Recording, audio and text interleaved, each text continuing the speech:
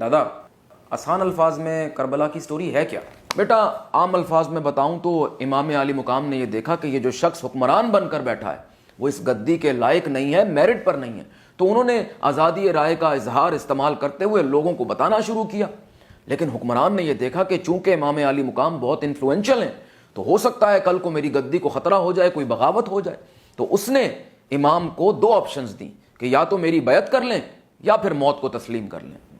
بیعت یعنی اس بات کو تسلیم کرنا، انڈورس کرنا کہ یہ خلیفہ برحق ہے اور اس گدی کے لائق ہے۔ بھائی تم مجھے بتاؤ، تم کسی شرابی اور زانی کو اپنا دوست بناؤ گے؟ ہرگز نہیں۔ تو جب تم ایسے شخص کو اپنا دوست تک نہیں بنا سکتے تو نواسہ رسول ایسے شخص کو اپنا حکمران کیسے تسلیم کر لیتے؟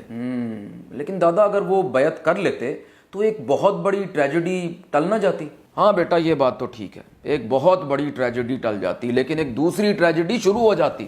کیا؟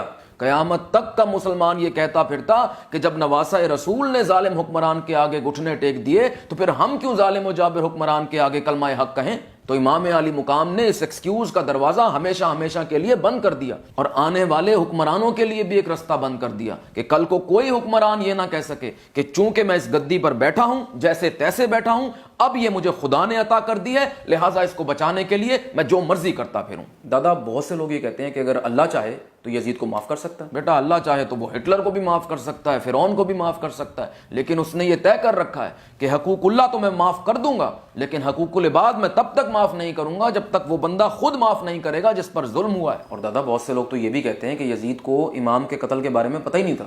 اچھا پتہ نہیں تھا، تو جب پتہ لگ گیا تو اس نے کیا کیا؟ ان کی مراد میں اضافہ کیا، ان کی پروٹیکشن میں اضافہ کیا، یا پھر ان کو تختہ دار پر لٹکا دیا؟ معذرت اتنا غصہ اسکرپٹ میں نہیں تھا۔ لیکن دادا یہ جو ہر سال ہم ایک ہی سٹوری کربلا کی بار بار سنتے ہیں، اس کی سگنیفیکنس کیا ہے؟ کہانیاں بیٹا، کہانیوں کی بڑی سگنیفیکنس ہے۔ ہمیں قرآن پاک میں جگہ جگہ انبیاء کے قصے ملتے ہیں، بلکہ ہم تو اپنے پیارے نبی صلی اللہ علیہ وآلہ وسلم کے قصے سن سن کر تو بڑے ہوئے ہیں۔ لیکن بیٹا قصوں کو صرف سننا کافی نہیں ہے، ان سے سبق لینا بھی ضروری ہے۔ ایک شخص ہے جو کربلا کی سٹوری ہر سال سنتا ہے لیکن اپنے اندر حسینی کردار پیدا نہیں کرتا، تو بیٹا اس کا کچھ خاص فائدہ نہیں ہے۔ لیکن دوسری طرف اگر ایک قوم ہے جو نہ صرف کربلا کو سنتی ہے، اس کی سٹوری سنتی ہے، بلکہ اس کو اپنی سٹیٹ پالیسی بنا لیتی ہے، تو پھر تم دیکھو گے کہ وقت کے یزید کے سامنے 56 ممالک کونے میں اکیلے خاموش نظر آئیں گے اور ایک تنہا ملک ان کے سامنے تمہیں ڈٹا ہوا نظر آئے گا۔ دادا ایک اور بات، یہ جس طرح سے ہر سال محرم منایا جاتا ہے اس پہ بہت سے لوگ اعتراض کرتے ہیں۔